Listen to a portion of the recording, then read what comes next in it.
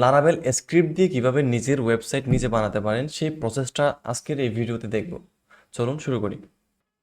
প্রথমে আমরা আমাদের স্ক্রিপ্ট রেডি করে রাখবো, যেখান থেকে বাই করি না কেন আপনি চাইলে আমাদের কাছ থেকেও নিতে পারেন। আমি ই-কমার্স 7টাই আপলোড করবো আজকে।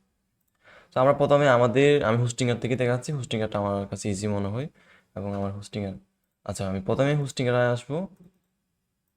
এসে একটা ডাটাবেস প্রথমে একটা সাবডোমেন ক্রিয়েট করবো আমরা। সাবডোমেনের জন্য প্রথমে আমরা হোস্টিংয়ে আসবো। হোস্টিংয়ের থেকে আমরা একটা সাবডোমেন ক্রিয়েট করব। হোস্টিংয়ের প্যানেলে আসলাম, মেইন এস প্যানেলে। এখান থেকে আমরা আমাদের হোস্টিংয়ে ম্যানেজে ক্লিক করব। আমরা এখান থেকে আমাদের ডোমেইনটা সিলেক্ট করে দিব। আমি দিলাম dailylifestyle.shop। এখান থেকে এটা সিলেক্ট করার পর আমরা এখান থেকে ডোমেইনে আসবো। ডোমেইন থেকে সাবডোমেইনে আসবো। সাবডোমেইনে আসার পর আমরা এখানে আমাদের ওয়েবসাইটের নাম কি দিব এটা আপলোড দিব। আমি নাম দিলাম।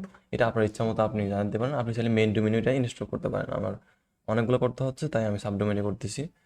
ক্রিয়েটে ক্লিক দেবো।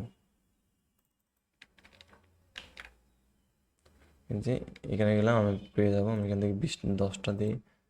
10টা দিলে ই-কমার্স 7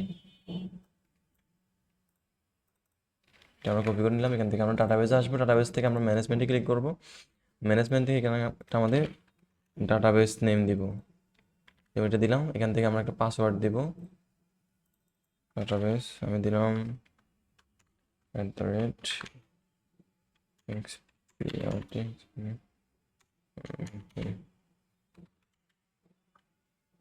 ওকে, আমাদের ডাটাবেসটা ক্রিয়েট করব। এখন আমাদের ডাটাবেস ক্রিয়েট করা ডান, আমাদের সাবডোমেন ক্রিয়েট করা ডান। ওকে, আমরা এখন আমাদের ফাইলগুলো আপলোড করব। প্রথমে আমরা আমাদের ডাটাবেস থেকে ইন্টার মাই পিএসপি অ্যাডমিনে যাব, অথবা আপনারা যদি সি প্যানেল ইউজ করেন তাহলে এখান থেকে পিএসপি অ্যাডমিন সার্চ দিয়ে বের করবেন। পিএসপি অ্যাডমিন লিখলে এখানে পেয়ে যাবেন, পিএসপি মাই অ্যাডমিন লিখলে। তো আমরা এন্টার পিএসপি মাই অ্যাডমিনে ক্লিক করব। ক্লিক করার পর আমরা এখান থেকে ইনপুটে যাব। ইনপুট থেকে সোর্স ফাইলে দেব। এখান থেকে আপনারা যার কাছ থেকে স্ক্রিপ্ট নেন না কেন দুইটা ফাইল পাবেন অবশ্যই। একটা হবে এসকিউএল ফাইল আর একটা হবে জিপ ফাইল। তো আমরা প্রথমে এসকিউএল ফাইলটা আমাদের ডাটাবেসে আপলোড করে দিব।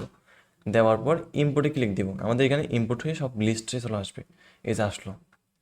এখন আমরা আমাদের ডাটাবেস ডান। আবার আমরা ফাইলে যাব। ফাইল থেকে ফাইল ম্যানেজারে যাব। ওকে, ফাইল ম্যানেজার থেকে আমরা অ্যাক্সেস ফাইল অফ dailylifestyle.shop এখানে ক্লিক করব।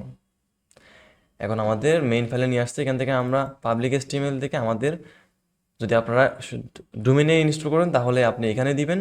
যদি আপনি ডোমেনের বাইরে ইনস্টল করেন বা সাবডোমেনে, তাহলে আমরা যে সাবডোমেনে ইনস্টল করবো সেই সাবডোমেনের ফাইলটা সিলেক্ট করবো। যেমন আমার ই-কমার্স 7 এটা দিব। এখানে ডিফল্ট আছে, আমাদের এটা দরকার নেই। আমি যদি সার্চ দিই ই-কমার্স 7 লিখে, আমার এরকম দেখাচ্ছে। তো এইভাবে থাকার পর রিফ্রেশ মারবো। আমি এখান থেকে এসে আমি আপলোডে ক্লিক করব। এখান থেকে ফাইল আপলোড দিব। আমাদের জিপ ফাইলটা এখান থেকে ধরিয়ে দিব। সেটা আমরা এখন আনজিপ করে নিব। এখান থেকে আমরা এক্সট্রাক্টে ক্লিক করব। এখান থেকে আমাদের একটা ফাইলের নাম দিব। আমি জাস্ট 1 দিলাম আমার বোঝার সুবিধার্থে। এই যে ফাইল, এখানে ক্লিক করে আমরা আমাদের ডোমেইনটা সিলেক্ট করে দিব। আমরা হচ্ছে ই-কমার্স 7। এখান থেকে এক্সপোর্ট। ওকে, আমাদের অ্যাকসেপ্ট হয়ে গেছে। এখান থেকে এই ফাইলটা আমরা এখন এই ফাইলে ঢুকবো। এখান থেকে সব সিলেক্ট করবো। আমরা এখান থেকে কন্ট্রোল-I দিয়ে করতে পারি, অথবা আমরা শিফট চেপে ধরে প্রথমেরটা লাস্টটা ক্লিক করে দিলে আমাদের সবগুলো সিলেক্ট হয়ে যাবে। যেমন আমি দিয়ে দিই, প্রথমেরটা সিলেক্ট করলাম, আমি শিফট চেপে ধরে লাস্টটা সিলেক্ট করলাম, আমাদের সব সিলেক্ট হয়ে গেল। এখান থেকে আমরা আমাদের মুভ টু ফাইলে ক্লিক করে আমাদের সাবডোমেনে নিয়ে যাব। এখান থেকে আমাদের সাবডোমেনটা 7 ই-কমার্স 7 মুভ। ওকে, ডান। এখন এখানে কিছু নাই, অলরেডি মুভ করে নিয়ে আসছি। এটা আমরা ডিলিট করে দিব, দরকার পড়বে না আমাদের, উল্টার ঝামেলা করবে। আমাদের জিপ ফাইলটাও ডিলিট করে দিব, এটা আমাদের প্রয়োজন পড়বে না। ওকে, এখন আমাদের ফাইল আপলোড সব ডান। এখন আমাদের জাস্ট ডাটাবেসটা এইটার সাথে সেট করে দিতে হবে, তাহলে আমাদের সাইট ওকে। এখান থেকে আমরা কোডে যাব। কোড থেকে একটা ইএনবি ফাইল দেখতে পাবো।